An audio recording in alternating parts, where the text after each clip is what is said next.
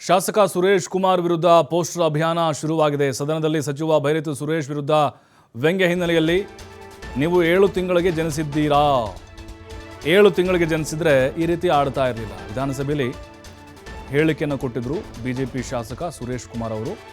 ಈಗ ಸುರೇಶ್ ಕುಮಾರ್ ಅವರ ಹೇಳಿಕೆ ವಿರುದ್ಧ ಕಾಂಗ್ರೆಸ್ ಆಕ್ರೋಶವನ್ನು ಹೊರಹಾಕ್ತಾ ಇದೆ.